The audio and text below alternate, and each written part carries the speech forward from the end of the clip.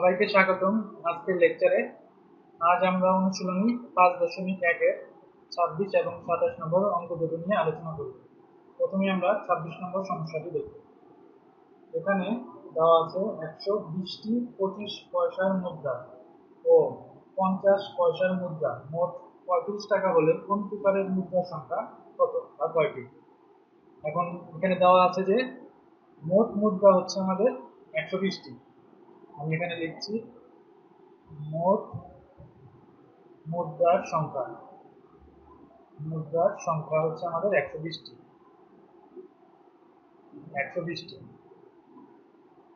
এবং এখানে আছে আমাদের মোট মুদ্রার ভিতরে আছে 25 পয়সার মুদ্রা এবং 50 পয়সার মুদ্রা। এখন কোন প্রকারের মুদ্রার সংখ্যা কত ধরি আমরা, ধরি 25 পয়সার মুদ্রা, 25 পয়সার মুদ্রা হচ্ছে আমাদের xt। তাহলে যেহেতু মোট মুদ্রা 120টি তাহলে বাকিগুলো হবে 50 পয়সার মুদ্রা। সুতরাং 50 পয়সার মুদ্রা হবে আমাদের 120 মাইনাস x, এই পরিমাণ 120 মাইনাস x। এবং তাহলে আমাদের 25 পয়সা এবং 50 পয়সার মুদ্রার যোগফল হচ্ছে আমাদের 35 টাকা। তাহলে আমরা লিখতে পারি প্রশ্ন মতে, যেহেতু 25 পয়সার মুদ্রা হচ্ছে x সংখ্যক এবং 25 পয়সার মুদ্রার মান হচ্ছে 25, তাহলে 25 ইন্টু x, x হচ্ছে 25 পয়সার মুদ্রার সংখ্যা এবং তার প্রতিটা 25 পয়সার মুদ্রার মান হচ্ছে আমাদের 25 পয়সা। ঠিক একইভাবে 50 পয়সার মুদ্রা হচ্ছে আমাদের 120 মাইনাস x, তাহলে আমরা লিখি 120 মাইনাস x এবং 50 পয়সার মুদ্রার মান হচ্ছে আমাদের 50, এটা হচ্ছে আমাদের 35 টাকা হবে। এখন 35 টাকা আমরা জানি 1 টাকা হচ্ছে গিয়ে আমাদের 100 পয়সার সমান, 100 পয়সা। সেই ক্ষেত্রে আমাদের বাম পক্ষে সমীকরণের বাম পক্ষে কিন্তু এগুলো আমাদের 25 পয়সা এবং এটা হচ্ছে আমাদের 50 পয়সা, তাই ডান পক্ষে আমাদের পয়সা নিয়ে আসতে হবে। এটাকে আমরা 35 টাকা না লিখে আমরা 3500 পয়সা লিখবো, 3500 পয়সা। এখন আমাদের সমীকরণ গঠন করা হয়ে গেছে। এখন এখান থেকে আমরা x এর মান বের করব। তাহলে আমরা শুরু করি 25x প্লাস, এটাকে যদি আমরা গুণ করি 5 12 7 এবং 2 তে 0 মাইনাস 50x, এখানে হচ্ছে আমাদের 3500, বা আমরা লিখতে পারি এখানে মাইনাস 25x। এখানে আমরা 6000 কে যদি আমরা ডান পাশে নিয়ে যাই তাহলে লেখা যায় মাইনাস 6000, বা এখান থেকে আমরা লিখতে পারি 25 মাইনাস 2500 বা 2500। এখন আমরা উভয় পক্ষকে মাইনাস 25 দ্বারা ভাগ করব, তাহলে এখানে আসবে আমাদের 100। এখন আমাদের 25 পয়সার মুদ্রা দাঁড়াচ্ছে আমাদের 100টি, তাহলে টোটাল মুদ্রার সংখ্যা বা মোট মুদ্রা ছিল আমাদের 120টি। সুতরাং 50 পয়সার মুদ্রা দাঁড়াবে আমাদের 20টি। সুতরাং 25 পয়সার মুদ্রা 100টি এবং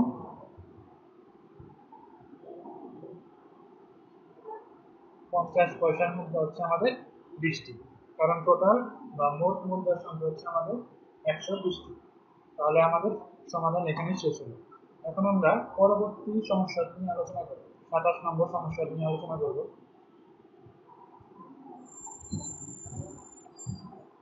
27 নম্বর সমস্যাটি হচ্ছে, একটি গাড়ি ঘন্টায় 60 কিলোমিটার বেগে কিছু পথ এবং ঘন্টায় 40 কিলোমিটার বেগে অবশিষ্ট পথ অতিক্রম করল। গাড়িটি মোট 5 ঘন্টায় 240 কিলোমিটার পথ অতিক্রম করলে ঘন্টায় 40 কিলোমিটার বেগে কত দূর গিয়েছিল। এখানে কিছু ইনফরমেশন বা তথ্য দেওয়া আছে, সেটা হচ্ছে আমাদের মোট দূরত্ব দেওয়া আছে। মোট দূরত্ব যদি বলি, মোট দূরত্ব গাড়িটি যে পথ অতিক্রম করেছে তার মোট দূরত্ব হচ্ছে আমাদের দেওয়া আছে 240 কিলোমিটার। এবং তার মোট সময় লেগেছে 5 ঘন্টা।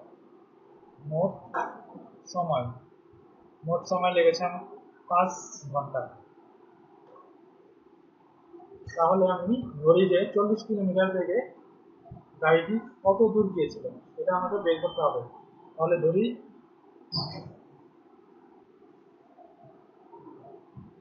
60 কিলোমিটার বেগে গাড়িটি কত দূর গিয়েছিল সেটা আমাদের বের করতে হবে। আমরা ধরতে পারি 60 কিলোমিটার বেগে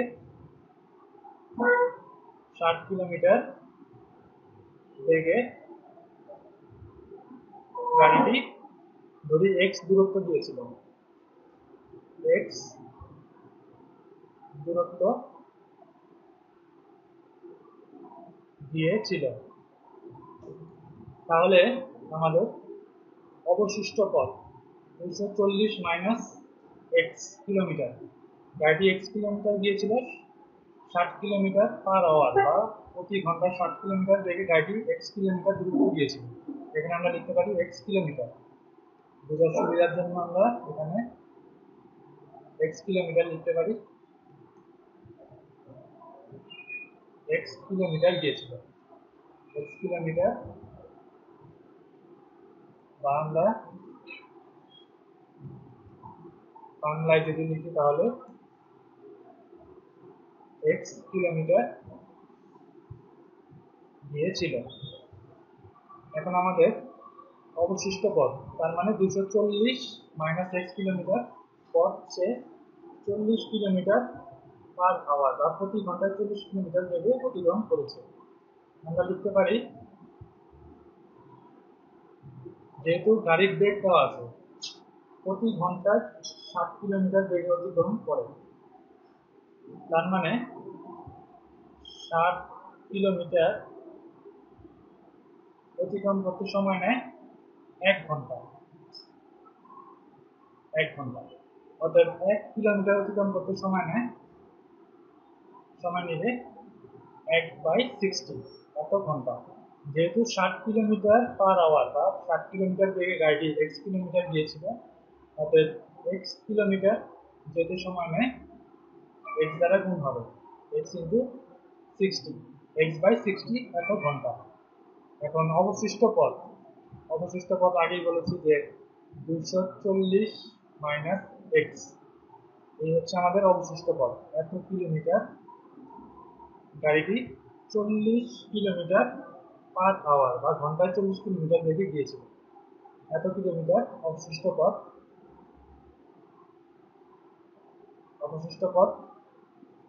ঘন্টায় 40 কিলোমিটার বেগে অতিক্রম করে। তাহলে দ্বিতীয় ক্ষেত্রে গাড়িটির বেগ যখন 40 কিলোমিটার প্রতি ঘন্টায়, তাহলে আমরা বলতে পারি 40 কিলোমিটার যেতে সময় নেয় 1 ঘন্টা।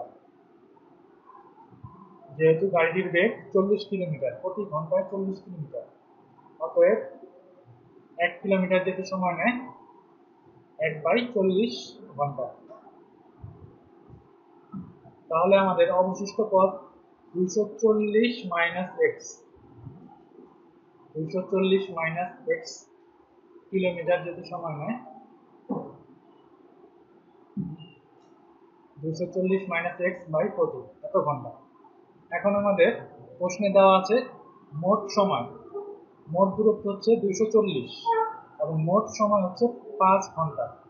এখন 60 কিলোমিটার বেগে আমাদের x কিলোমিটার পথ যেতে সময় নেয় x/60 এবং 40 কিলোমিটার/আওয়ার বেগে বা প্রতি ঘন্টায় 40 কিলোমিটার/আওয়ার বেগে 240 মাইনাস এক্স কিলোমিটার যেতে সময় নেয় এটা। তার মানে এই দুই সময়ের যোগফল হবে প্রশ্ন মতে উপরের যে সময় x মাইনাস x/60, তাহলে লিখি x/60 প্লাস এবং এই সময়টা 240 মাইনাস x/40, এটা হচ্ছে আমাদের 5 ঘন্টা। এখন আমরা এখান থেকে আমরা x এর মান বের করলেই আমাদের সমস্যার সমাধান হয়ে যাবে। আমরা x এর মান বের করব, এটাকে আমরা 10 দ্বারা গুণ করি। প্রথমে আমরা 10 দ্বারা গুণ করি, তাহলে এখান থেকে আসে আমাদের x/6। 10 দ্বারা যদি আমরা এটাকে গুণ করি তাহলে আর এখান থেকে লেখা যায় x/4। উভয় পক্ষকে 10 দ্বারা গুণ করলাম। এখন আমরা এটাকে উভয় পক্ষকে 24 দ্বারা গুণ করব।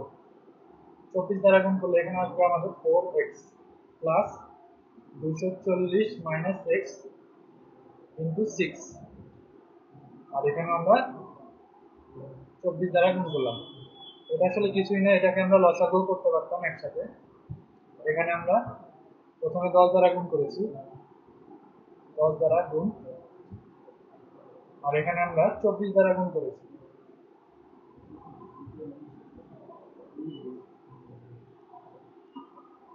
এখন আমরা পরবর্তী লাইনে লেখা যায় 4x প্লাস 0 4 6 24 7 2 6 2 12 আর 14 মাইনাস 6x। এখান থেকে লেখা যায় 5 24 হচ্ছে আমাদের 4 5 এর 0 হাতে 2 5 2 10 2 12 1200। তাহলে আমরা লিখতে পারি মাইনাস 2x 1200 মাইনাস 1440 বা মাইনাস 2x। এখান থেকে লেখা যায় আমাদের 240 মাইনাস 240, বা আমরা যদি মাইনাস 2 দ্বারা ভাগ করে দিই তাহলে লেখা যায় 120। তার মানে সে 60 কিলোমিটার পার আওয়ার বা ঘন্টায় 7 কিলোমিটার বেগে সে 120 কিলোমিটার পথ অতিক্রম করেছিল। এটাই হচ্ছে আমাদের আনসার। মানে 120 কিলোমিটার দূরত্ব সে 60 কিলোমিটার পার আওয়ার বেগে গাড়ি চালিয়ে অতিক্রম করেছিল। এখানেই সমাধান শেষ হলো। তাহলে আজকের লেকচার এখানেই শেষ। সবাইকে ধন্যবাদ।